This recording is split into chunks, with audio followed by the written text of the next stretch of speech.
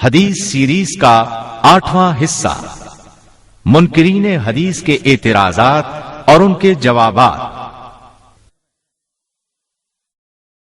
اب ہم آتے ہیں آپ کے اعتراضات کے جوابات کی طرف۔ پہلا اعتراض آپ کا یہ ہے کہ وحی سے مراد صرف قرآن ہے، احادیث وحی نہیں ہیں۔ جواب اس کا یہ ہے کہ اللہ تعالیٰ نے وحی کے 3 طریقے بتائے ہیں۔ سورۃ الشورى کی آیت 51 کے الفاظ ہیں، وما كان لبشر أن يكلمه الله إلا وحيا أو من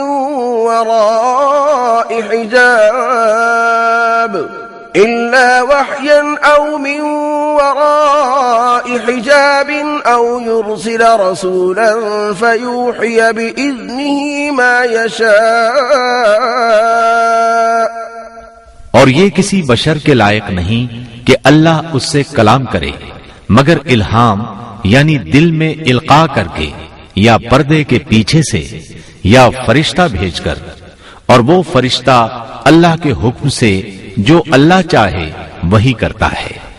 اس آیت سے انبیاء پر اللہ کی وحی کے 3 طریقے معلوم ہوئے۔ نمبر 1، وحی کے ذریعے سے۔ وحی صریح اور تیز اشارے کو کہتے ہیں۔ اس طرح رسول اللہ صلی اللہ علیہ وسلم کے دل پر کوئی چیز القاء کی جاتی تھی۔ اسی طریقے سے وحی خفی یعنی احادیث کا القاء ہوا۔ سورۃ النجم آیت 3 اور 4 میں ہے، وما ينطق عن الهوى إن هو إلا وحي يوحى۔ اور وہ یعنی نبی کریم صلی اللہ علیہ وسلم اپنی خواہش سے نہیں بولتے، وہ وہی ہی تو ہے جو اس کی طرف بھیجی جاتی ہے۔ یہی بات رسول اللہ صلی اللہ علیہ وسلم نے عبداللہ بن عمرو رضی اللہ عنہ سے فرمائی، اکتب فوالذی نفسی بیدہ ما یخرج منہ الا حق۔ لکھو اس اللہ کی قسم جس کے ہاتھ میں میری جان ہے، اس منہ سے حق کے سوا کچھ نہیں نکلتا۔ نمبر 2، پردے کے پیچھے سے گفتگو۔ اس صورت میں رسول اور نبی اللہ کا کلام سنتے ہیں لیکن اللہ کو دیکھتے نہیں۔ موسیٰ علیہ السلام سے کوہ طور پر اللہ تعالیٰ نے گفتگو کی تھی۔ اسی طرح اللہ تعالیٰ نے محمد صلی اللہ علیہ وسلم سے معراج کے موقع پر گفتگو کی اور کئی بار کی۔ اسی موقع پر 5 نمازیں فرض ہوئیں۔ نمبر 3، فرشتے کا نزول۔ اس صورت میں جبریل علیہ السلام بعض اوقات انسانی شکل میں آتے تھے، بعض اوقات وہ دیہیا قلبی کی شکل میں آئے۔ 2 مرتبہ اپنی اصل شکل میں رسول اللہ صلی اللہ علیہ وسلم کو نظر آئے، لیکن بیشتر موقعوں پر وحی کو آپ کے دل میں نازل کرتے تھے، جیسا کہ سورۃ الشعراء آیت 193 اور 194 میں ہے، نزل به الروح الامین علی قلبک۔ روح الامین یعنی جبریل اسے لے کر نازل ہوا آپ کے دل پر۔ اس کے علاوہ وحی کا ایک 4تھا طریقہ اور بھی ہے، اور وہ ہے خواب کے ذریعے سے وحی کا آنا، جیسا کہ سورہ صافات آیت 102 میں ہے کہ ابراہیم علیہ السلام نے خواب دیکھا کہ اپنے بیٹے اسماعیل علیہ السلام کو ذبح کر رہے ہیں۔ باپ نے بیٹے کو خواب سنایا۔ بیٹے نے خواب سن کر کہا، افعل ما تؤمر، ابا جان آپ کو جو حکم دیا جا رہا ہے اس پر عمل کریں۔ یہاں اسماعیل علیہ السلام نے باپ کے خواب کو امر اور حکم قرار دیا ہے، کیونکہ انبیاء کا خواب وحی کا درجہ رکھتا ہے۔ رسول اللہ صلی اللہ علیہ وسلم نے بھی صلح حدیبیہ سے پہلے خواب دیکھا تھا، جیسا کہ اس کا ذکر سورہ فتح کی آیت نمبر 27 میں موجود ہے۔ ان 4 طریقوں سے نبی کریم صلی اللہ علیہ وسلم کو وحی جلی یعنی قرآن اور وحی خفی یعنی احادیث عطا کی گئیں۔ یہ دونوں چیزیں مل کر اللہ تعالیٰ کے ماخذ قانون یعنی آسمانی ماخذ شریعت کی تکمیل کرتے ہیں۔ اسی لیے سورہ نساء آیت 80 میں ہے، من يطع الرسول فقد اطاع اللہ۔ جس نے رسول کی اطاعت کی دراصل اس نے اللہ کی اطاعت کی۔ اور سورہ احزاب آیت 36 میں ہے، وما كان لمؤمن ولا مؤمنة إذا قضى الله ورسوله أمرا أن يكون لهم الخيرة من أمرهم ومن يعص الله ورسوله فقد ضل ضلالا مبينا۔ اور کسی مومن مرد اور کسی مومن عورت کو یہ حق نہیں کہ جب اللہ اور اس کا رسول کسی معاملے کا فیصلہ کر دیں تو ان کے لیے اپنے معاملے میں ان کا کوئی اختیار باقی رہے، اور جو اللہ اور اس کے رسول کی نافرمانی کرے تو وہ یقیناً کھلی گمراہی میں جا پڑا۔ یعنی ایمان لانے کے بعد کسی مرد یا عورت کو نہ صرف اللہ کے بلکہ رسول کے فیصلوں سے بھی اختلاف کی آزادی باقی نہیں رہتی، دونوں کو بے چون و چرا ماننا پڑے گا۔ یہ تھا آپ کے پہلے اعتراض کا جواب۔ آپ کا دوسرا اعتراض ہے، قرآن کہتا ہے کہ قرآن مجید ہی کے ذریعے لوگوں کو متنبہ اور خبردار کرو، جیسا کہ سورہ انعام آیت 19 میں ہے۔ وَأُوحِيَ إِلَيَّ هَذَا الْقُرْآنُ لِأُنذِرَكُم بِهِ وَمَن بَلَغَ، اور میری طرف یہ قرآن وحی کیا گیا ہے تاکہ اس کے ذریعے سے میں تمہیں اور جس کو یہ پہنچے سب کو ڈراؤں، یعنی خبردار کر دوں۔ جبکہ احادیث کا یہ درجہ نہیں ہے۔ اس اعتراض کا جواب بھی سن لیں۔ اللہ تعالیٰ نے قرآن کے ذریعے سے بھی خبردار کیا ہے اور احادیث کے ذریعے سے بھی۔ درست بات یہ ہے کہ وحی کے ذریعے سے خبردار کیا ہے، اور اس میں قرآن اور حدیث دونوں شامل ہیں۔ اللہ تعالیٰ سورہ انبیاء آیت 45 میں فرماتا ہے، قُلْ إِنَّمَا أُنذِرُكُم بِالْوَحْيِ، آپ کہہ دیجئے میں تو وحی کے ذریعے سے آپ لوگوں کو متنبہ اور خبردار کر رہا ہوں۔ اس آیت میں قرآن کے بجائے وحی کا جامع لفظ استعمال کیا گیا ہے، اور انما کے ذریعے حصر یعنی کنفائن کیا گیا ہے، جبکہ سورہ انعام کی آیت میں جس کا آپ نے حوالہ دیا حصر موجود نہیں ہے۔ وحی کے لیے بعض اوقات قرآن میں ما انزل اللہ کے الفاظ استعمال کیے جاتے ہیں۔ آپ کا تیسرا اعتراض یہ ہے کہ سب سے پہلے قرآن ہے، ہمارا ایمان قرآن پر ہے، قرآن کے مطابق کوئی چیز ہوگی تو ہم اس کو تسلیم کریں گے ورنہ نہیں۔ اس کا بھی جواب سن لیں۔ اس بارے میں مسئلہ یہ ہے کہ احادیث کا انکار کرنے والے ایمان کی صحیح ترتیب کو نہیں سمجھتے اور سب سے پہلے قرآن کا نعرہ لگاتے ہیں۔ جہاں تک قرآن اور سنت کا آپس کا تعلق ہے، اس کا ذکر تفصیل سے پہلے آپ سن چکے ہیں۔ مکے کے مشرکین پر جب رسول اللہ صلی اللہ علیہ وسلم نے اپنے آپ کو اللہ کے رسول کی حیثیت سے پیش کیا تو صحابہ کرام نے آپ کو اللہ کا رسول مان لیا۔ آپ نے جب یہ فرمایا کہ مجھ پر وحی آتی ہے تو انہوں نے اس دعوے کو بھی منوان مان لیا۔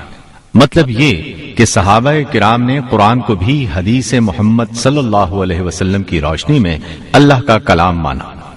اب ایک مسلمان کے لیے صحیح ترتیب یہ ہوگی: نمبر 1، صادق و امین محمد بن عبداللہ کو محمد الرسول اللہ مان کر ان پر ایمان لانا۔ نمبر 2، محمد الرسول اللہ پر نازل کی گئی وحی پر ایمان لانا۔ نمبر 3، محمد الرسول اللہ کی ہر بات، ہر حدیث کو تسلیم کرنا اور اس پر ایمان لانا۔ نمبر 4، زبان رسالت پر نمودار ہونے والی ایک خاص وحی یعنی قرآن پر بھی ایمان لانا۔ قرآن مفہوم کے اعتبار سے بھی اور الفاظ کے اعتبار سے بھی اللہ کا کلام ہے جو بذریعہ جبریل آپ پر نازل ہوا۔ اس اعتبار سے پہلے محمد صلی اللہ علیہ وسلم پر ایمان لایا گیا، پھر قرآن پر۔ گویا قرآن کل وحی یعنی رسول اللہ صلی اللہ علیہ وسلم کی بتائی ہوئی تمام چیزوں کا ایک اہم اور مخصوص جز ہے۔ کل وحی یا مکمل احکام الہی کا حامل نہیں۔ حدیث کا انکار کرنے والے دراصل وحی کے ایک جز کو مان کر کل اسلام کے ماننے کا دعویٰ کرتے ہیں، جبکہ کل اسلام وحی کامل کا نام ہے جو مشتمل ہے 2 قسم کی وحی پر، ایک بذریعہ جبریل آنے والی اور دوسری قلب رسول پر براہ راست القاء ہونے والی۔ بلکہ وحی کی ایک تیسری قسم بھی ہے جس میں اللہ تعالیٰ پردے کے پیچھے سے اپنے رسول سے ہم کلام ہوتا ہے۔ قرآن مجید میں وحی کی ان تینوں قسموں کا نہ صرف ذکر ہے بلکہ ان تینوں قسموں کو کلام اللہ قرار دیا گیا ہے، جیسا کہ اللہ تعالیٰ کا ارشاد ہے، وما كان لبشر أن يكلمه الله إلا وحيا أو من وراء حجاب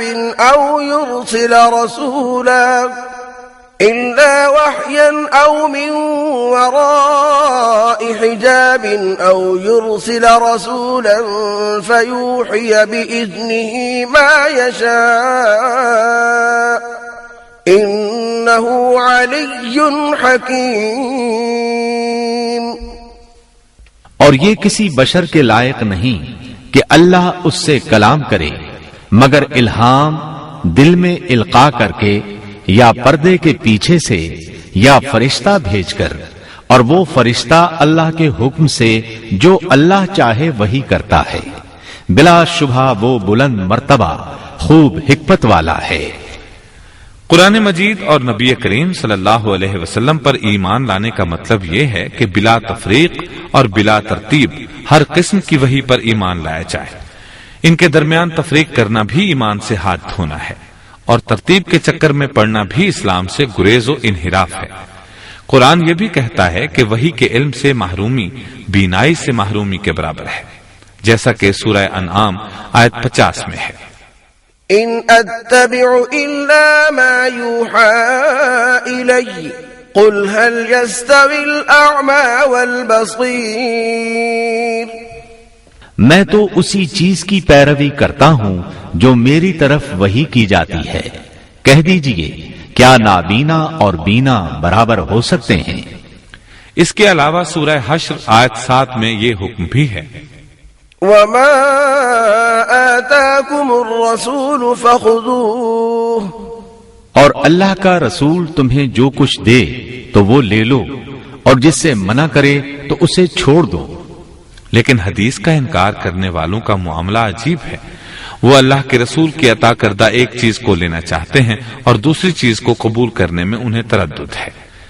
پھر اس کے علاوہ اللہ تعالیٰ سورہ بقرہ آیت 231 میں فرماتا ہے، واذكروا نعمة الله عليكم وما أنزل عليكم من الكتاب والحكمة يعظكم به، اور اللہ کی طرف سے تم پر جو انعام ہوا اسے یاد کرو، اور اس کتاب اور حکمت کو بھی یاد کرو جو اس نے تم پر نازل کی، وہ تمہیں اس سے نصیحت کرتا ہے۔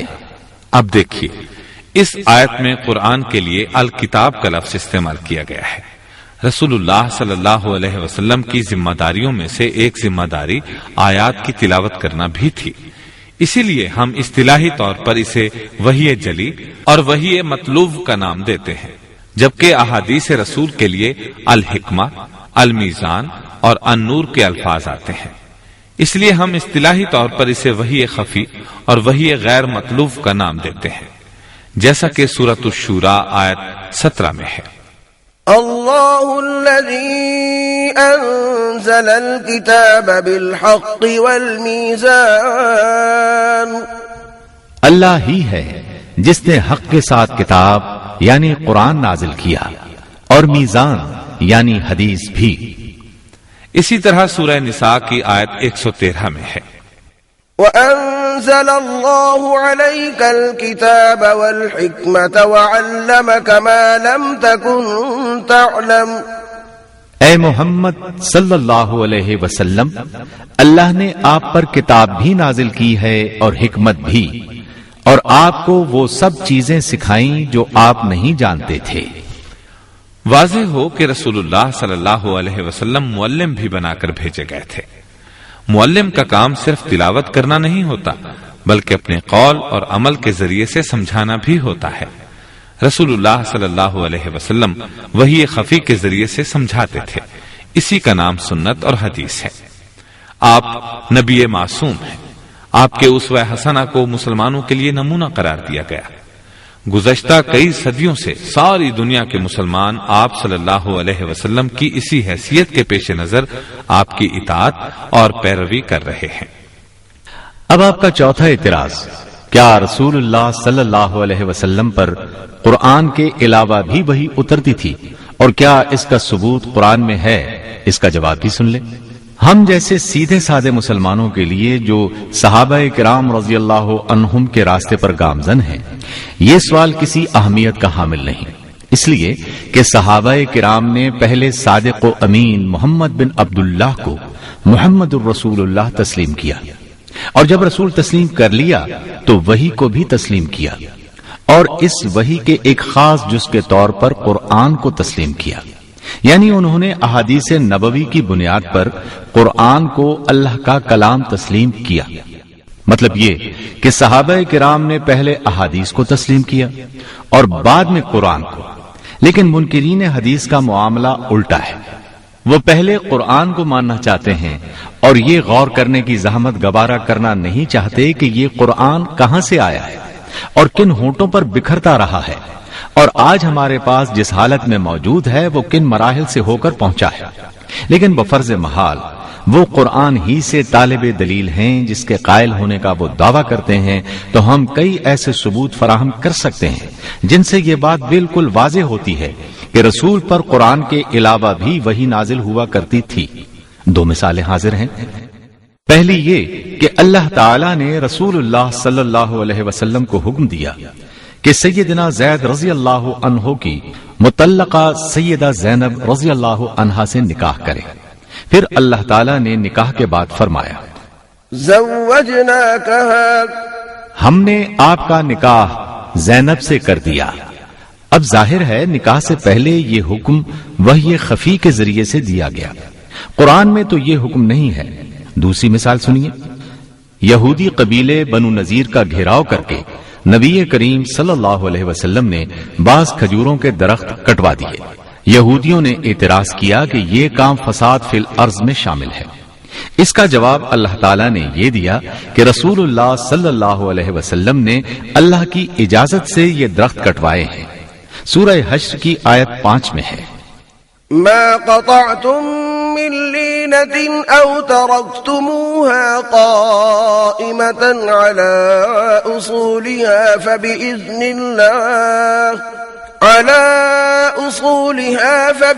الله وليخزي الفاسقين۔ تم نے جو بھی کھجور کا درخت کاٹا یا اسے اس کی جڑوں پر کھڑا چھوڑ دیا تو یہ اللہ کے حکم سے ہے، اور تاکہ وہ نافرمانوں کو رسوا کرے۔ اب ظاہر ہے کٹوانے سے پہلے اجازت اللہ تعالیٰ نے وحی خفی کے ذریعے سے دی تھی، ورنہ قرآن میں کسی اور جگہ یہ حکم نہیں پایا جاتا۔ اب آتے ہیں آپ کے 5ویں اعتراض کی طرف۔ اعتراض یہ ہے کہ قرآن کی طرح احادیث کی کتابت کا فوری اہتمام نہیں کیا گیا۔ اگر ان کی حیثیت بھی اتنی ہوتی تو نبی اکرم صلی اللہ علیہ وسلم کیوں اس سے پہلو تہی کرتے؟ احادیث کی تمام کتب دوسری اور تیسری صدی کی ہیں، مطلب یہ کہ قرآن کی طرح احادیث کی کتابت کا یقیناً اہتمام نہیں تھا۔ اس اعتراض کا جواب بھی سن لیں۔ رسول اللہ صلی اللہ علیہ وسلم کے زمانے میں کاتب موجود تھے، انہیں کاتبان وحی کہا جاتا ہے۔ یہ نہ صرف قرآن لکھتے تھے بلکہ احادیث اور فرامین رسول بھی لکھتے تھے۔ یہاں یہ بات بھی نوٹ کر لیں کہ قرآن کی کتابت کی تاریخ کا ثبوت اور علم بھی تو ہمیں احادیث سے ہوا ہے۔ کتابت وحی کا کام سب سے پہلے سیدنا شرابیل بن حسنہ کندی نے انجام دیا، پھر سیدنا عبداللہ بن ابی سرح نے، پھر سیدنا ابی بن کعب انصاری رضی اللہ عنہ نے۔ علاوہ ازیں سیدنا ابو بکر، سیدنا عمر، سیدنا عثمان، سیدنا عمرو بن عاص، عبداللہ بن ارقم، ثابت بن قیس، سیدنا حنظلہ، مغیرہ بن شعبہ، عبداللہ بن رواحہ، خالد بن ولید، علا حضرمی، حذیفہ بن یمان، معاویہ بن ابی سفیان اور زید بن ثابت رضی اللہ عنہم نے بھی مختلف اوقات میں یہ خدمت انجام دی۔ صلح حدیبیہ کا معاہدہ سیدنا علی رضی اللہ عنہ نے لکھا۔ بادشاہوں کے نام خطوط سیدنا عامر بن فہیرہ رضی اللہ عنہ نے لکھے۔ امرائے عمان کے نام خط ابی بن کعب رضی اللہ عنہ نے لکھا۔ قرآن کی کتابت کا کام زیادہ تر سیدنا زید بن ثابت رضی اللہ عنہ کے سپرد تھا۔ انہوں نے رسول اللہ صلی اللہ علیہ وسلم کی ہدایت پر عبرانی زبان سیکھ لی تھی تاکہ یہودیوں وغیرہ سے خط کتابت میں دشواری نہ ہو۔ اللہ کے رسول صلی اللہ علیہ وسلم نے ابتدا میں خود اپنے فرامین لکھوائے، صحابہ کرام نے آپ کے اقوال اور افعال لکھے۔ درمیانی مدت میں نبی کریم صلی اللہ علیہ وسلم نے احادیث کی کتابت عارضی طور پر اس لیے رکوا دی کہ کہیں قرآن سے خلط ملط نہ ہو جائے۔ اس مرحلے کی تکمیل کے بعد احادیث کی دینی اور قانونی حیثیت کے پیش نظر صحابہ نے احادیث کی کتابت کا کام دوبارہ شروع کر دیا۔ رسول اللہ صلی اللہ علیہ وسلم کی وفات کے بعد ان صحابہ کرام نے احادیث کی کتابت کی۔ سیدنا علی، سیدنا ابو ہریرہ، سیدنا جابر، سیدنا عبداللہ بن عباس، سیدنا انس بن مالک، سیدنا عمرو بن حزم، سیدنا سمورہ بن جندب، سیدنا سعد بن عبادہ، سیدنا عبداللہ بن عمر اور سیدنا عبداللہ بن مسعود رضی اللہ عنہم وغیرہ۔ لہٰذا آپ کی یہ بات درست نہیں کہ احادیث کی کتب دوسری اور تیسری صدی کی پیداوار ہے، اور ہم بتا چکے ہیں کہ بعض صحابہ اور تابعین جیسے نافع، سعید بن جبیر، حمام بن منبہ اور عروہ بن زبیر رحمت اللہ علیہم کے ہاں احادیث کا تحریری مجموعہ موجود تھا جو اگلی نسلوں کو منتقل ہوا۔ یہ سارا سرمایہ اب احادیث کی کتب میں محفوظ ہے۔ آپ کا چھٹا اعتراض ہے احادیث کے مجموعے تحسین کے مرحلوں سے گزر رہے ہیں جبکہ قرآن کے ساتھ یہ معاملہ نہیں ہے۔ اس سوال کا جواب سن لیں۔ جہاں تک تحسین کا تعلق ہے تو یہ کام قرآن اور احادیث کی کتابوں دونوں میں جاری و ساری ہے۔ یہ تو آپ کو معلوم ہے کہ قرآن کی 114 سورتوں میں ترتیب توقیفی ہے، یعنی غیر اجتہادی ہے، اور رسول اللہ صلی اللہ علیہ وسلم کی ہدایات کے عین مطابق ہے۔ لیکن قرآنی کتابت کی تحسین ہوتی رہی ہے اور ہوتی رہے گی۔ پہلے اس پر نقطے لگائے گئے، پھر زیر زبر اور پیش لگائے گئے، پھر مدوں کا اضافہ کیا گیا، پھر آیات کے اختتام پر فواصل کی علامت رکھی گئی، پھر ہر آیت کو ایک نمبر کے ساتھ لکھا جانے لگا، پھر ہر سورت کے سرے پر اس سورت کا نام لکھا گیا، پھر سورت نمبر لکھا جانے لگا، پھر کئی سالوں بعد پاروں کی تقسیم ہوئی، پھر کئی سالوں بعد رکوعات کی تقسیم ہوئی۔ مطلب یہ کہ اس طرح کتاب کی تحسین ہو رہی ہے اور ہوتی رہے گی۔ بلکہ آج کل بعض ایسے قرآن آ رہے ہیں جن میں تنوین غنہ اور تنوین بلا غنہ کی علامتوں کو دو مختلف طریقوں سے لکھا جانے لگا ہے تاکہ قاری تلاوت کرتے ہوئے غنہ کا خیال کرے۔ بالکل اسی طرح احادیث کا معاملہ ہے۔ ان کو صحابہ کرام نے بیان کیا ہے، ان پر عمل کیا ہے، خود لکھا، تابعین کو بتایا، لکھوایا اور ان سے عمل کرایا۔ تابعین نے یہ سارا ذخیرہ سند کے ساتھ تبع تابعین تک پہنچایا۔ بعد کے محدثین نے ان کو سندوں کے ساتھ لکھا، پھر فقہی ابواب میں تقسیم کیا اور عنوانات دیے۔ انہیں مختلف کتب اور فصول میں تقسیم کیا گیا۔ آج کل ان کو نمبر دیے جا رہے ہیں، بلکہ اب ان کو کمپیوٹر کی مدد سے سی ڈی پر منتقل کیا جا رہا ہے۔ صحاح ستہ اب ایک جلد میں دستیاب ہے۔ اب ان کتابوں میں موجود تکرار کو بھی حذف کیا جا رہا ہے۔ ایک منصوبہ یہ ہے کہ احادیث کے تمام مجموعوں میں سے صحیح احادیث اور ضعیف احادیث وغیرہ کو نکال کر ایک مجموعے میں رکھا جائے اور انہیں بین الاقوامی کوڈ نمبر دیا جائے تاکہ حدیث پر تحقیق کرنے والا اس کوڈ کی مدد سے اپنے موضوع پر تمام احادیث اور ان کا حکم معلوم کر سکے۔ یہ عین ممکن ہے کہ مستقبل قریب میں تمام صحیح اور حسن احادیث بلا تکرار ایک ہی سی ڈی اور ایک ہی جلد میں سما جائے۔ آپ کا ساتواں اعتراض ہے قرآن کو ایک کتاب میں محفوظ کر دیا گیا ہے، احادیث نبوی کو بھی ایک ہی کتاب میں محفوظ کیوں نہیں کیا گیا؟ اس اعتراض کا جواب بھی سن لیں۔ قرآن مجید بھی رسول اللہ صلی اللہ علیہ وسلم کے زمانے میں ایک کتاب یا ایک جلد میں محفوظ نہیں ہوا۔ یہ کام سیدنا ابو بکر صدیق رضی اللہ عنہ کے زمانے میں ہوا۔ قرآن اور حدیث کی نوعیت بطور وحی تو ایک ہی ہے، دونوں زبان رسالت کے ترجمان ہیں، ایک دوسرے کے ساتھ مربوط اور متصل ہیں، ان میں کوئی باہمی تناقض یا تضاد نہیں، لیکن قرآن میں اجمال ہے اور احادیث میں تفصیل۔ خود قرآن کے اندر بھی مکی صورتوں میں اجمال ہے اور مدنی صورتوں میں تفصیل۔ اجمال کا تقاضا ہوتا ہے کہ وہ محدود ہو اور تفصیل کا تقاضا ہے کہ وہ وسیع ہو۔ محدود چیز کی کتابت کا اہتمام پہلے ہوا اور وسیع کا بعد میں۔ الحمدللہ اب تو مکتبہ دارالسلام نے صحائف ستہ کو ایک ہی جلد میں شائع کر دیا ہے، لیکن اصل مسئلہ ایک کتاب کا نہیں، ایک جلد کا نہیں، اصل مسئلہ علم وحی یعنی قرآن و سنت کی اصل شکل و صورت میں منوان حفاظت کا ہے۔ حفاظت حدیث کی طرح حفاظت قرآن کے سلسلے میں بھی احادیث کا انکار کرنے والوں کو ایک بہت بڑی غلط فہمی لاحق ہے۔ وہ یہ سمجھتے ہیں کہ حفاظت قرآن صرف کتابت پر موقوف ہے، جبکہ اصل مسئلہ یہ نہیں۔ مصحف ابو بکر بھی، جسے مصحف صدیقی کا نام دیا گیا، اعراب اور نقاط سے خالی تھا۔ پھر مصحف صدیقی کی نقول بھی، جنہیں مصحف عثمانی کا نام دیا گیا، اعراب اور نقاط سے خالی تھی۔ آج ترکی میں مصحف عثمانی کی جو نقل پائی جاتی ہے وہ بھی اعراب اور نقاط سے خالی ہے۔ اعراب اور نقاط مشہور تابعی ابو الاسود دولی الوائلی، امام حسن بصری تابعی اور حجاج بن یوسف الثقفی کے ہاتھوں لگے۔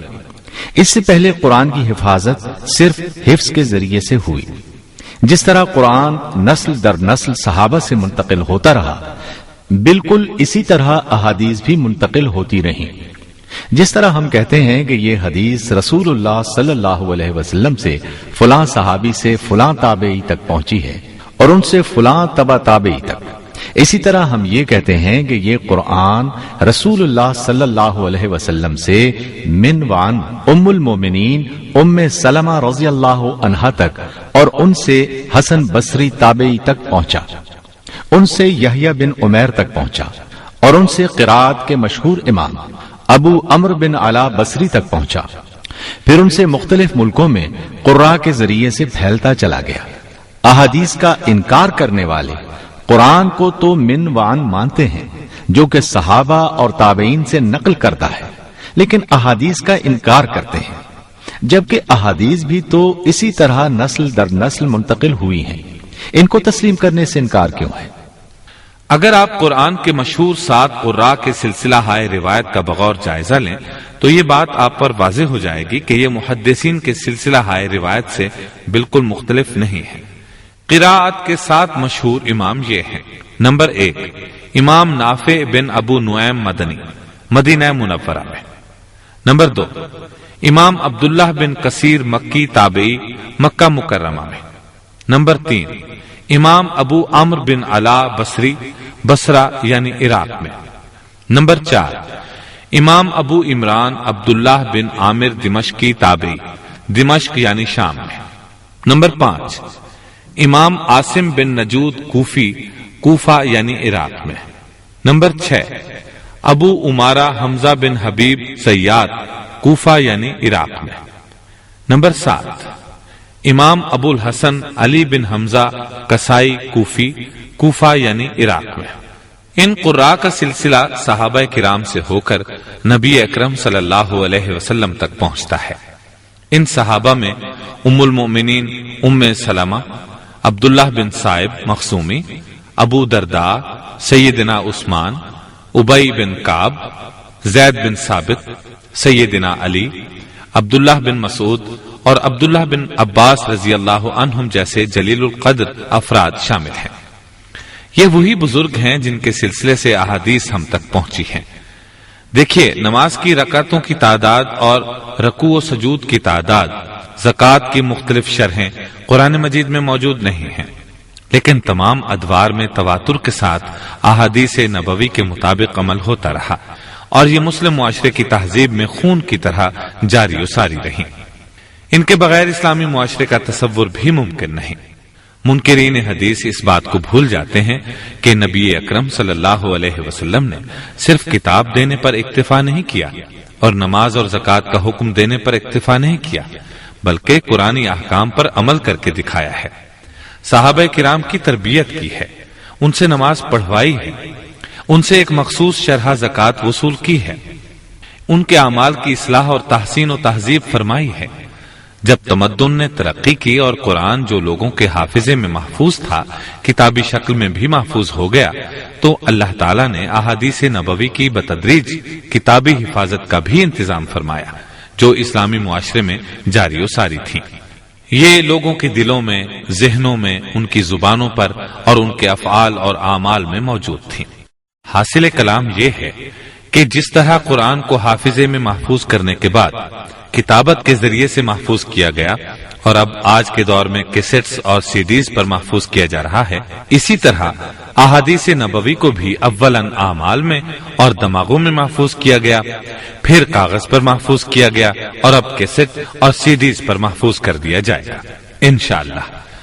مشرکین مکہ اور اہل کتاب کا ایک زائد مطالبہ یہ تھا کہ ہم اس وقت تک ایمان نہیں لائیں گے جب تک محمد صلی اللہ علیہ وسلم ہم پر ایک ایسی کتاب اتار کر نہ لائیں جسے ہم خود پڑھ سکیں، جیسا کہ سورہ بنی اسرائیل کی آیت 93 میں ہے۔ اس کے جواب میں اللہ تعالیٰ نے فرمایا، قرآن کی عظمت کی نشانی کتابی صورت نہیں، بلکہ نشانی یہ ہے کہ اہل علم کے سینوں میں محفوظ ہو۔ اللہ تعالیٰ سورہ عنکبوت آیت 49 میں فرماتا ہے، بل هو آیات بینات فی صدور الذین اوتوا العلم، بلکہ یہ قرآن تو واضح آیات ہے، ان لوگوں کے سینوں میں محفوظ ہیں جنہیں علم دیا گیا۔ رسول اللہ صلی اللہ علیہ وسلم کی سنتیں بھی پہلے سینوں میں محفوظ ہوئیں، پھر کتابی صورت میں۔ خود رسول اللہ صلی اللہ علیہ وسلم کی زندگی میں سنت کا ایک بڑا ذخیرہ محفوظ کر لیا گیا تھا۔ اب آتے ہیں آپ کے 8ویں اعتراض کی طرف، وہ یہ ہے کہ حدیث کی سندوں پر کس طرح اعتبار کیا جا سکتا ہے جب وہ کہتے ہیں کہ فلاں نے فلاں سے، انہوں نے فلاں سے اور انہوں نے فلاں سے سنا۔ اس کا جواب سن لیں۔ سندوں کے سلسلے میں یہ بات ذہن میں رہے کہ صحابہ کو سند کی ضرورت نہیں تھی، وہ تو متن یاد رکھتے تھے، بلکہ انہیں متن خود بخود یاد ہو جاتا تھا۔ زبان ان کی تھی، محاورہ ان کا تھا، ماحول ان کا تھا، وہ ان واقعات کی دنیا سے عملاً گزر رہے تھے اور ان مسائل سے عملاً دوچار تھے جن میں نبی کریم صلی اللہ علیہ وسلم اپنے قول و عمل سے وحی جلی اور وحی خفی کی قولی اور عملی تعبیر پیش کر رہے تھے۔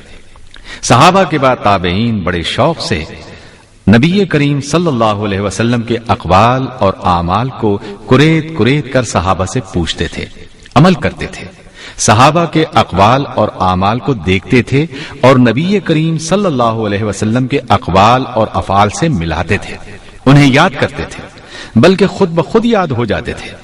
انہیں سند میں اپنے استاد کا نام یاد نہیں رکھنا پڑتا تھا، بلکہ یاد ہو جاتا تھا۔ ان کے بعد تبع تابعین کو اپنے استاد اور استاد کے استاد کا نام یاد کرنا پڑتا تھا۔ اس طرح سندوں کا سلسلہ دراز ہوتا گیا۔ آج ہمیں یہ سندیں بہت بڑی معلوم ہوتی ہیں، اجنبی لگتی ہیں، اس لیے کہ ہماری زبان مختلف ہے۔ ہم ان ناموں سے واقف نہیں، ان کی کنیتوں سے واقف نہیں، ان کے شہروں، قبیلوں اور ان کے اسماء سے لا علم ہیں، جہاں وہ رہتے ہیں، جہاں سے وہ جہاد کے لیے نکلتے تھے۔ محدثین نے اسماء اور رجال کے علم کے ذریعے سے ان تمام ادوار کو محفوظ کر لیا ہے، لیکن یہ علم محنت، توجہ اور وقت کا طالب ہے۔ آپ کا نواں اعتراض ہے، ہم تک صرف قرآن تواتر سے پہنچا ہے، جبکہ احادیث ہم تک خبر واحد کی صورت میں پہنچی ہیں، اس لیے یقین کا درجہ نہیں رکھتے، بلکہ یہ ظنی ہے۔ دینی معاملات میں ظنی دلائل حجت نہیں بن سکتے۔ اس کا جواب یہ ہے، اللہ تعالیٰ سورۃ الحجرات آیت 6 میں فرماتا ہے، إن جاءكم فاسق بنبأ فتبينوا، اگر تمہارے پاس کوئی فاسق کوئی خبر لے آئے تو اس بارے میں اچھی طرح تحقیق کر لیا کرو۔ اس کا مطلب ہے اگر خبر فاسق کے بجائے عادل، ثقہ اور قابل اعتماد آدمی کی طرف سے آئے تو اسے قبول کر لیا جائے۔ سورۃ القصص آیت 20 میں ہے کہ موسیٰ علیہ السلام کے پاس ایک آدمی آیا، اس نے خبر دی، اے موسیٰ، سرداروں کے پاس آپ کے قتل کے مشورے ہو رہے ہیں۔ موسیٰ علیہ السلام نے خبر واحد پر اعتبار کرتے ہوئے مصر کی سرزمین چھوڑ دی اور مدین کی طرف ہجرت کی۔ موسیٰ علیہ السلام خبر متواتر کے انتظار میں بیٹھے نہیں رہے۔ خبر واحد اور خبر متواتر دراصل علم حدیث کی اصطلاحات ہیں۔ خبر متواتر ان موقعوں کے لیے ہے جب عوام الناس میں برسر عام گفتگو ہوتی ہے، خطبہ دیا جاتا ہے، تقریر کی جاتی ہے، ریڈیو یا ٹی وی پر خطاب کیا جاتا ہے، لیکن ہر جگہ خبر متواتر کا خطاب احمقانہ ہے۔ آپ اپنی زندگی میں بھی ہر معاملہ تواتر پر نہیں چھوڑتے، بلکہ خبر واحد پر یقین کے بعد اس کے مطابق ہی عمل کرتے ہیں۔ حکومت کے اہم فیصلوں میں فرد کا فرد سے رابطہ ہوتا ہے اور فرد ہی کو خفیہ احکام دیے جاتے ہیں۔ میاں بیوی کے درمیان بہت سی گفتگو خبر واحد ہی پر مشتمل ہوتی ہے۔ اہم جنگی راز خبر واحد ہی پر اعتماد کی دلیل ہوتے ہیں۔ البتہ خبر واحد ہونے کے لیے راوی کی عدالت اور راوی کا ضبط ضروری ہے۔ صحیح احادیث اگر خبر واحد پر مشتمل ہیں تو اس میں اعتراض کی کیا گنجائش ہے، جبکہ یہ قبولیت کے لیے 5 کڑی شرطوں پر پوری اترتی ہیں۔ ان میں راوی کی عدالت اور ضبط بھی شامل ہے۔ آپ کا 10واں اعتراض ہے، محدثین بھی اخبار آحاد کو ظنی ہی مانتے ہیں، متواتر احادیث کا وجود ہی نہیں ہے، اس لیے احادیث ناقابل اعتبار ہے۔ جواب سنیے، ظنی چیزیں 2 طرح کی ہیں۔ ایک ظن غالب ہوتا ہے اور یقین کا فائدہ دیتا ہے، جبکہ دوسرا ظن وہم و گمان یعنی شک پر مبنی ہوتا ہے، جو حق کے مقابلے میں کسی ضرورت کو پورا نہیں کرتا۔ قرآن مجید کی ان 3 مثالوں پر غور کریں۔ ظن کا لفظ یقین کے لیے بھی استعمال ہوا ہے اور شک کے لیے بھی۔ سورہ حجرات آیت 12 میں ہے، ان بعض الظن اثم، یقیناً بعض ظن یعنی گمان گناہ ہوتے ہیں۔ مطلب یہ کہ ہر قسم کا ظن گناہ نہیں ہوتا۔ دوسری مثال سورہ بقرہ آیت 46 میں ہے، الذين يظنون انهم ملاقو ربهم، وہ لوگ جو یقین رکھتے ہیں کہ وہ اپنے رب سے ملاقات کریں گے۔ یہاں ظن یقینی معنوں میں آیا ہے۔ تیسری مثال سورہ یونس کی آیت 36 میں ہے، ان الظن لا يغني من الحق شيئا، یقیناً حق کے مقابلے میں شک یعنی وہم و گمان کوئی حیثیت نہیں رکھتا۔ یہاں ظن وہم و گمان کے معنی میں آیا ہے۔ مثال کے طور پر آپ ہوائی جہاز سے سفر کرتے ہیں، ظن غالب یہی ہوتا ہے کہ آپ حادثے کے بغیر منزل تک پہنچ جائیں گے۔ اسی طرح آپ کی یہ بات درست نہیں کہ متواتر احادیث کا وجود ہی نہیں ہے۔ متواتر احادیث ہیں لیکن کم۔ یاد رہے کہ یہ بھی علم حدیث کی ایک اصطلاح ہے۔ بعض علماء کے نزدیک اس کے لیے ہر طبقے میں 10 یا زیادہ افراد کی روایت ضروری ہے۔ اخبار آحاد کا بیشتر حصہ ظن غالب پر مشتمل ہے۔ اس میں شک نہیں کہ وہم و گمان پر مبنی ظنی چیزیں اور ظنی روایات کی بعض صورتیں ضعیف، ناقابل اعتبار اور مردود ہوتی ہیں جب سند منقطع ہو، راوی پر طعن ہو یا زیادہ ثقہ راویوں سے اختلاف ہو۔ صحیح اور حسن احادیث سے علم یقین حاصل ہوتا ہے کہ فی الواقع رسول اللہ صلی اللہ علیہ وسلم نے یہ کہا اور کیا ہے، اس لیے کہ یہ ثقہ اور قابل اعتماد ذرائع سے ہم تک پہنچی ہیں، اس لیے قابل اعتبار ہوتی ہیں۔ آپ کا 11واں اعتراض یہ ہے کہ ایک ہی حدیث کو ایک صاحب صحیح قرار دیتے ہیں تو دوسرے ضعیف۔ یہ صورتحال حدیث کو دینی ماخذ نہیں بننے دیتی، کیونکہ اس طرح کی درجہ بندی ہمیں قرآن میں نظر نہیں آتی۔ اس کا جواب سنیے، کسی روایت کو اگر کوئی صحیح قرار دے تو آنکھیں بند کر کے صحیح تسلیم نہ کرے، دوسرا اگر ضعیف قرار دے تو ضعیف نہ مانے، بلکہ تجزیہ کیجئے، سند کا جائزہ لیجئے، ایک ایک راوی کا جائزہ لیجئے، متن کا جائزہ لے، علت اور شاذ پر غور کرے، راویوں کی عدالت اور ضبط کو دیکھیے، پھر دونوں دعووں کو سامنے رکھ کر خود فیصلہ کریں کہ یہ کس درجے کی ہے۔ یاد رکھیے، ہر فن کی طرح حدیث کے فن میں بھی ماہرین حدیث کا اجماع اور ماہرین حدیث کے جمہور کا فیصلہ حجت ہوگا۔ لیکن یہ کیا بات ہوئی کہ جہاں 2 علماء کا اختلاف ہوا آپ نے تمام احادیث کو مسترد کر دیا؟ آپ کا 12واں اعتراض یہ کہ قرآن وہ کتاب ہے جس کے بارے میں اس کا دعویٰ ہے کہ لا يأتيه الباطل من بين يديه ولا من خلفه باطل اس کے پاس پھٹک بھی نہیں سکتا، اس کے آگے سے نہ اس کے پیچھے سے۔ جب قرآن لوح محفوظ سے محمد صلی اللہ علیہ وسلم کے قلب اطہر پر اتارا گیا تو اسے شیاطین کی مداخلت سے محفوظ رکھا گیا۔ شیاطین کو مار بھگانے کے لیے شہاب ثاقب استعمال کیے گئے۔ اللہ کے پاک فرشتوں کے علاوہ اسے کسی نے نہیں چھوا۔ اس میں باطل کا دخل ممکن نہیں تھا، نہ آگے سے نہ پیچھے سے، جبکہ احادیث کے ساتھ ایسا کوئی معاملہ نہیں۔ اپنے اس اعتراض کا جواب بھی سن لیں۔ اس ترقی یافتہ دور میں بھی انٹرنیٹ پر لبنان کے متعصب عیسائی اور بعض یہودی قرآن کی طرز پر بے مزہ، بے جوڑ اور بھونڈے جملے گھڑ کر قرآن کی آیات کے طور پر پیش کر رہے ہیں، لیکن الحمدللہ مسلمان اس شر سے محفوظ ہے۔ اسی طرح جب جھوٹی احادیث کو رسول اللہ صلی اللہ علیہ وسلم سے منسوب کر کے پیش کیا جاتا ہے تو علماء بر وقت نوٹس لیتے ہیں اور امت کو خبردار کرتے ہیں۔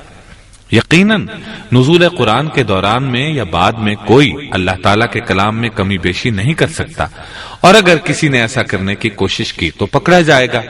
یہی معاملہ احادیث کا ہے۔ محمد عربی صلی اللہ علیہ وسلم کی امت کے ماہرین حدیث باطل احادیث کا نہ صرف سراغ لگا سکے ہیں بلکہ اس قسم کے ہر فتنے کی بیخونی کرتے رہے ہیں اور انشاءاللہ کرتے رہیں گے۔ محدثین نے جھوٹی احادیث کو صحیح احادیث سے چھانٹ کر الگ کر دیا ہے اور امت کو خبردار کیا ہے۔ ملا علی قاری، ابن جوزی، جلال الدین سیوطی اور علامہ محمد ناصر الدین البانی رحمت اللہ علیہم وغیرہ کی اس موضوع پر تصانیف موجود ہیں۔ آپ کا 13واں اعتراض ہے کہ قرآن کی حفاظت کا اللہ تعالیٰ نے خود ذمہ لیا ہے، جیسا کہ سورہ ہجر آیت 9 میں فرمایا ہے، إِنَّا نَحْنُ نَزَّلْنَا الذِّكْرَ وَإِنَّا لَهُ لَحَافِظُونَ۔ بے شک ہم ہی نے یہ قرآن نازل کیا اور بے شک ہم ہی اس کے محافظ ہیں۔ لیکن احادیث کی یہ حیثیت نہیں۔ جواب سنیے، سورہ ہجر کی اس آیت میں بھی الذکر کا لفظ استعمال ہوا ہے۔ الذکر کا اطلاق وحی پر ہوتا ہے، اس میں قرآن بھی شامل ہے اور رسول اللہ صلی اللہ علیہ وسلم کی سنت بھی۔ مطلب یہ کہ اللہ تعالیٰ نے قرآن اور نبی کریم صلی اللہ علیہ وسلم کے ذریعے سے دی جانے والی کل تعلیمات کی حفاظت کا ذمہ لیا ہے، ان میں احادیث بھی شامل ہیں۔ آپ کا 14واں اعتراض ہے، قرآن میں بصراحت مذکور ہے کہ یہ انسان کی ہدایت کے لیے نازل کیا گیا ہے، نیز یہ کہ قرآن میں ہر مسئلے کا حل موجود ہے، اس لیے اسلام کے دینی نظام میں حدیث کی ضرورت ہی نہیں رہتی۔ جواب سنیے، آپ کا سوال 3 پہلو لیے ہوئے ہے۔ نمبر 1، قرآن یقیناً انسان کی ہدایت کے لیے نازل کیا گیا ہے، لیکن یاد رکھیے سنت بھی اسی طرح سراسر ہدایت ہے۔ خود قرآن نے آپ صلی اللہ علیہ وسلم کے بارے میں صاف صاف سورۃ النور آیت 54 میں فرما دیا ہے، وَإِن تُطِيعُوهُ تَهْتَدُوا وَمَا عَلَى الرَّسُولِ إِلَّا الْبَلَاغُ الْمُبِينُ۔ اگر تم رسول کی اطاعت کرو گے تو ہدایت پاؤ گے، اور رسول کے ذمے صرف صاف صاف احکام پہنچا دینا ہے۔ نمبر 2، یہ بات صحیح نہیں کہ قرآن میں ہر مسئلے کا حل موجود ہے، بلکہ صحیح یہ ہے کہ محمد صلی اللہ علیہ وسلم کے ذریعے سے دی جانے والی تمام تعلیمات میں دین کے بنیادی اصول، شریعت کے اہم قاعدے اور بیشتر مسائل کا حل موجود ہے۔ یہ تعلیمات نہ صرف قرآن بلکہ احادیث پر بھی مشتمل ہیں۔ نمبر 3، اسلام کے دینی نظام میں علوم وحی پر مشتمل چیزوں پر انحصار لازمی ہے، اور یہ قرآن و سنت ہے۔ حدیث کے بغیر قانون شریعت کی تکمیل نہیں ہوتی۔ نئے پیش آمدہ مسائل کے حل کے لیے امت کے فقہا اور مجتہدین کے اجتہاد پر انحصار کیا جاتا ہے۔ اس کے بعد آپ کا 15واں اعتراض ہے، قرآن میں خود قرآن کے بارے میں سورہ انعام آیت 38 میں ہے، ما فرطنا فی الکتاب من شیء، یعنی ہم نے اس کتاب میں کوئی چیز نہیں چھوڑی، تو اب احادیث کی کیا ضرورت ہے؟ قرآن کافی ہے؟ جواب سنیے، سورہ انعام کی اس پوری آیت کو سامنے رکھ کر غور کریں، معلوم ہوگا کہ یہاں الکتاب سے مراد القرآن نہیں ہے، بلکہ تقدیر، نوشتہ قسمت، علم الہی اور کتاب کائنات ہے۔ سلسلہ کلام سے اس کی وضاحت ہوگی۔ پوری آیت اور اس کا ترجمہ ملاحظہ فرمائیں۔ وما من دابة في الأرض ولا طائر يطير بجناحيه إلا أمثالكم ما فرطنا في الكتاب من شيء ثم إلى ربهم يحشرون۔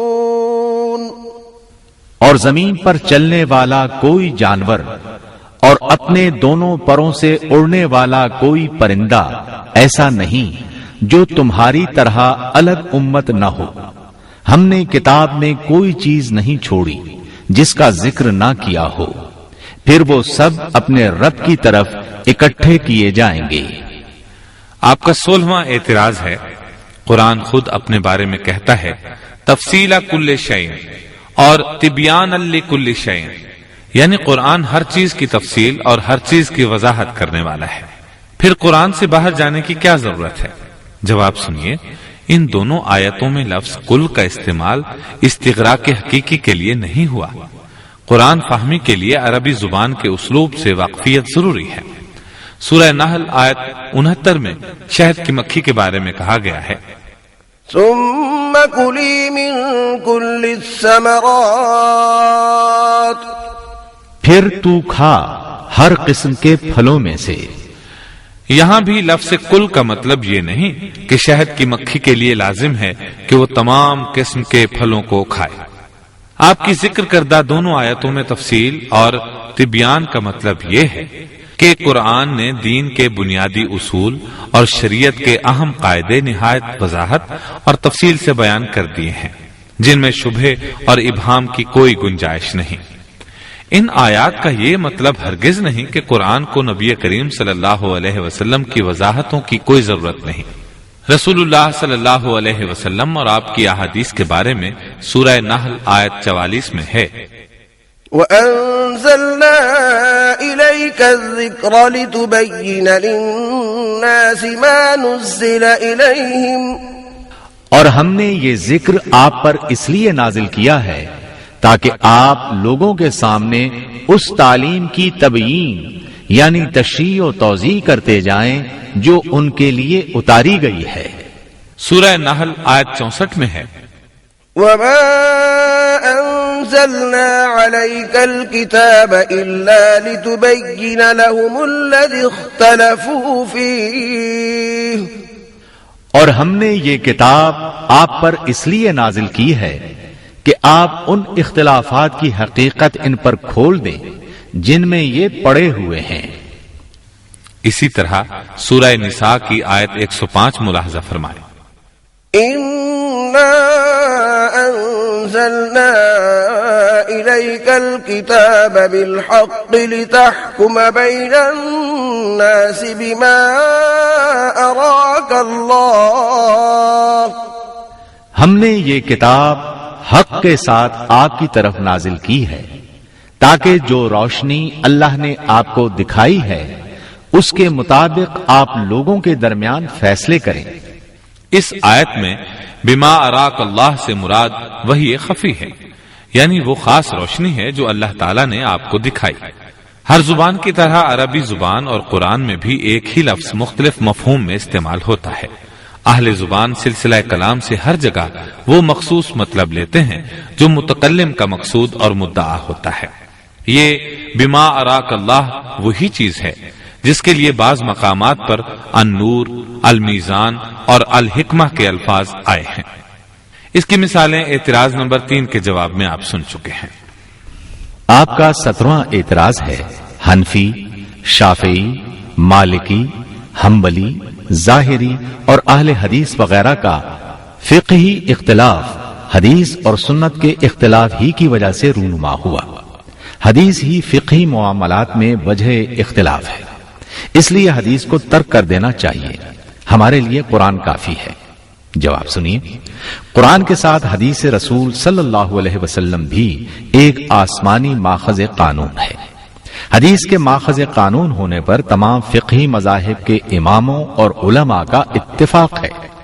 ان میں حنفی، شافعی، مالکی، حنبلی، ظاہری اور اہل حدیث وغیرہ شامل ہیں۔ شریعت محمدی سے مراد قرآن و سنت کا ابدی قانون ہے جو رسول معصوم کے ذریعے سے دیا جاتا ہے، جبکہ فقہ سے مراد استنباطی قوانین ہیں۔ یہ غیر معصوم فقہا اور علماء کی فکر کا نتیجہ ہوتی ہے۔ فقہا قرآن کی کسی آیت کی تعبیر میں یا پھر کسی حدیث یا اس موضوع پر موجود دیگر احادیث کی تعبیر میں ایک دوسرے سے اختلاف کرتے رہے ہیں۔ بعض اوقات یہ اختلاف بھول چوک کا رہا ہے اور بعض اوقات واقفیت اور عدم واقفیت کا رہا ہے، لیکن کسی فقیہ نے نہ تو کسی قرآنی آیت کا انکار کیا، نہ رسول اللہ صلی اللہ علیہ وسلم کی کسی ثابت شدہ حدیث کا انکار کیا ہے، نہ ان دونوں کے ماخذ قانون ہونے پر اختلاف کیا۔ فقہا کا یہ اختلاف رائے کا اختلاف ہے، تعبیر کا اختلاف ہے، اجتہادی اختلاف ہے۔ ایسے اختلاف کے بارے میں رسول اللہ صلی اللہ علیہ وسلم نے ہمیں خوشخبری سنائی ہے کہ غلطی کی صورت میں ایک اجر اور صحیح فہم کی صورت میں 2 اجر ملتے ہیں، جیسا کہ صحیح مسلم کی حدیث میں ہے۔ اذا حكم الحاكم فاجتهد ثم اصاب فله اجران واذا حكم فاجتهد ثم اخطأ فله اجر۔ جب حاکم یعنی قاضی یا جج اجتہاد سے یعنی حسن نیت اور شدید غور و فکر سے فیصلہ کرے اور فیصلہ درست ہو تو اسے دوہرا اجر ملے گا، لیکن اگر اجتہاد میں غلطی کر جائے تب بھی اس کے لیے ایک اجر ہے۔ فقہا کا یہ اختلاف بنیادی ماخذوں پر ایمان کا اختلاف نہیں ہے۔ اس کے علاوہ ان تمام فقہی مذاہب کے ائمہ کرام نے صاف صاف کہہ دیا ہے کہ رسول اللہ صلی اللہ علیہ وسلم کی ثابت شدہ احادیث کے مقابلے میں ہماری رائے، ہمارے اقوال اور ہمارے فتاوے کی کوئی حیثیت نہیں ہے۔ آپ کا 18واں اعتراض ہے احادیث اور سنت سے مسلمانوں کے اختلافات میں اضافہ ہوا ہے، اس لیے قرآن پر اکتفا کرنا چاہیے۔ اختلافی معاملات کا فیصلہ صرف قرآن کرے گا۔ جواب سنیے، اختلافی معاملات کے بارے میں خود قرآن نے قرآن اور سنت دونوں کو حکم بنانے کی ہدایت کی ہے۔ اس سلسلے میں قرآن مجید کی 2 آیات ملاحظہ فرمائیں۔ نمبر 1، سورۃ النساء آیت 59 میں اللہ تعالیٰ فرماتا ہے، يا أيها الذين آمنوا أطيعوا الله وأطيعوا الرسول وأولي الأمر منكم فإن تنازعتم في شيء فردوه إلى الله والرسول إن كنتم تؤمنون بالله واليوم الآخر ذلك خير وأحسن تأويلا۔ اے لوگو جو ایمان لائے ہو، تم اطاعت کرو اللہ کی اور اطاعت کرو رسول کی اور ان لوگوں کی جو تم میں سے صاحب امر ہوں۔ پھر اگر تم باہم کسی چیز میں اختلاف کرو تو اسے اللہ اور اس کے رسول کی طرف لوٹا دو، اگر تم واقعی اللہ اور آخرت کے دن پر ایمان رکھتے ہو، یہ بہتر ہے اور انجام کے لحاظ سے بہت اچھا ہے۔ اس آیت میں چند باتوں پر غور کریں۔ نمبر 1، اللہ اور رسول کے ساتھ اطیعوا کا لفظ 2 مرتبہ الگ الگ آیا ہے، لیکن اولو الامر کے ساتھ یہ لفظ استعمال نہیں کیا گیا۔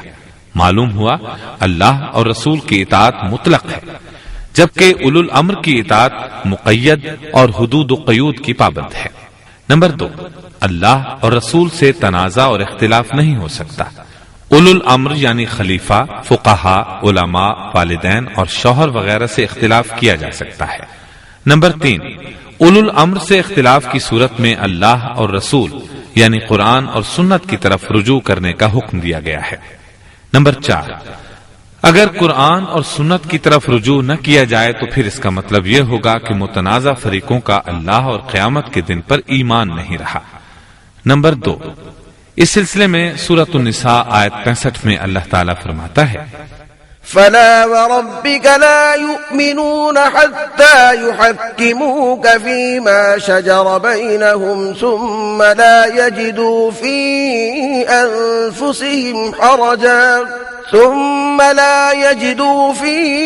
أنفسهم حرجا مما قضيت ويسلموا تسليما۔ اے محمد صلی اللہ علیہ وسلم، ہرگز نہیں، آپ کے رب کی قسم، یہ لوگ کبھی مومن نہیں ہو سکتے جب تک اپنے باہمی اختلافات میں آپ کو فیصلہ کرنے والا نہ مان لیں۔ پھر جو کچھ آپ فیصلہ کریں اس پر اپنے دلوں میں کوئی تنگی نہ محسوس کریں، بلکہ آپ کے فیصلے پر سر بسر یعنی دل کی گہرائیوں کے ساتھ تسلیم کر لیں۔ اس آیت میں بھی چند باتیں غور طلب ہیں۔ نمبر 1، رسول اللہ صلی اللہ علیہ وسلم کے فیصلے کو تسلیم نہ کرنے والا مومن نہیں ہو سکتا۔ نمبر 2، رسول اللہ صلی اللہ علیہ وسلم کے فیصلوں کی قانونی اور آئینی حیثیت ہے۔ آپ قاضی یعنی جج بھی ہیں۔ تمام اختلافی مسائل میں رسول اللہ صلی اللہ علیہ وسلم کو قاضی اور جج تسلیم کیا جائے گا۔ نمبر 3، رسول اللہ صلی اللہ علیہ وسلم ایک مومن کے لیے ایسے قاضی اور جج ہیں کہ جن کے ہر فیصلے کو خوش دلی سے قبول کرنا ضروری ہے، یعنی دل کی کیفیت ایسی ہو کہ اس میں رسول اللہ صلی اللہ علیہ وسلم کے فیصلے کے بارے میں کوئی تنگی نہ پائی جائے۔ رسول اللہ صلی اللہ علیہ وسلم عام قاضیوں کی طرح کے کوئی قاضی نہیں ہیں کہ جن کے فیصلوں سے آپ اختلاف کر سکتے ہیں اور بالاتر عدالت سے رجوع کر سکتے ہیں۔ رسول معصوم کے فیصلے کو کسی بھی عدالت میں چیلنج نہیں کیا جا سکتا، اس لیے کہ یہ فیصلے اللہ تعالی کی زیر نگرانی کیے گئے ہیں جو عدالت عالیہ ہے۔ نمبر 4، اس آیت کے آخری الفاظ وَيُسَلِّمُوا تَسْلِيمًا مفعول مطلق ہے۔ ان الفاظ سے معلوم ہوتا ہے کہ مومن کو دل کی گہرائی سے آپ کے تمام فیصلوں کو ماننا چاہیے۔ نمبر 5، آپ لوگ اس بات پر غور کریں کہ وہ حدیث کی اندھی مخالفت کر کے منکرین حدیث ہی نہیں رہتے بلکہ قرآن کے بھی منکر بن جاتے ہیں۔ فیما شجر بینہم کے الفاظ سے ہمیں واضح قرآنی ہدایت ملتی ہے کہ ہم اپنے تمام اختلافی مسائل میں رسول اللہ صلی اللہ علیہ وسلم کی اور آپ کی احادیث کی رہنمائی حاصل کریں۔ احادیث اور سنت سے مسلمانوں کے اختلافات میں اضافہ نہیں ہوا بلکہ ان میں کمی ہوئی ہے یا پھر اختلافات ختم ہو جاتے ہیں۔ جامع ترمذی میں ہے کہ نبی کریم صلی اللہ علیہ وسلم کے انتقال کے بعد اختلاف ہوا کہ آپ کو کہاں دفن کیا جائے۔ سیدنا ابو بکر صدیق رضی اللہ عنہ نے حدیث پیش کی کہ نبی وہیں دفن ہوتا ہے جہاں اس کی روح قبض کی جاتی ہے، لہذا اختلاف ختم ہو گیا۔ اسی طرح صحیح بخاری اور صحیح مسلم میں ہے کہ آپ کے انتقال کے بعد سیدہ فاطمہ رضی اللہ عنہا نے اختلاف کیا کہ رسول اللہ صلی اللہ علیہ وسلم کا ورثہ بھی تقسیم ہونا چاہیے، لیکن جب حدیث پیش کی گئی کہ ہم انبیاء کا ورثہ تقسیم نہیں ہوتا، ہم جو کچھ چھوڑیں وہ صدقہ ہے، تو اختلاف ختم ہو گیا۔ اس طرح بے شمار مثالیں پیش کی جا سکتی ہیں۔ نبی کریم صلی اللہ علیہ وسلم کی صحیح اور ثابت شدہ احادیث ہمارے لیے رحمت کا باعث ہیں۔ ان سے اختلافات کم ہوتے ہیں بلکہ ان کا خاتمہ ہو جاتا ہے۔ ان سے امت کے اندر اتحاد کی فضا پیدا ہوتی ہے، گروہ بندی اور فرقہ پرستی ختم ہوتی ہے۔ آپ کا 19واں اور آخری اعتراض ہے، قرآن نے قیامت تک آنے والی جزیات کو خود کیوں متعین نہیں کر دیا؟ جواب سنیے، آپ کا یہ سوال عجیب ہے۔ آپ خود کو اہل قرآن کہتے ہیں اور احادیث کا انکار کرتے ہیں، لیکن آپ کا یہ اعتراض اب خود قرآن پر ہے، جبکہ احادیث قرآن کی تشریح کرتی ہیں، جزیات بتاتی ہیں۔ محمد صلی اللہ علیہ وسلم پر کی گئی وحی تمام زمانوں اور مکانوں کے لیے ہے، اس لیے وحی میں جہاں اصولی احکام ہیں وہیں فروعی احکام بھی ہیں۔ علاوہ ازیں ایسے لچکدار اصول و قواعد ہیں جن کی روشنی میں امت کے فقہا اور مجتہدین نئے پیش آمدہ مسائل کا حل تلاش کر سکیں۔ چونکہ مسائل اور حوادث ان گنت اور لاتعداد ہوتے ہیں، اس لیے تمام جزیات کا جواب نہیں دیا گیا۔ معلوم ہونا چاہیے کہ نہ صرف قرآن بلکہ احادیث میں بھی احکام کے ساتھ ساتھ اصول بھی بیان کیے گئے ہیں۔ شریعت محمدی 4 چیزوں پر مبنی ہے۔ نمبر 1، قرآن کے محکمات اور نصوص۔ نمبر 2، احادیث صحیحہ و ثابتہ پر مبنی محکمات اور نصوص۔ نمبر 3، قرآن کے تمام اصول و قواعد جن کی روشنی میں اجتہاد کیا جاتا ہے، جیسے سورۃ الحج آیت 78 میں ہے، وما جعل عليكم في الدين من حرج، اور اس نے دین میں تمہارے لیے کوئی تنگی نہیں رکھی۔ نمبر 4، احادیث صحیحہ و ثابتہ میں موجود اصول و قواعد جن کی روشنی میں اجتہاد کیا جاتا ہے، جیسے سنن ابن ماجہ میں ہے، لا ضرر ولا ضرار، کسی کو ضرر پہنچاؤ نہ ضرر کا انتقام لو۔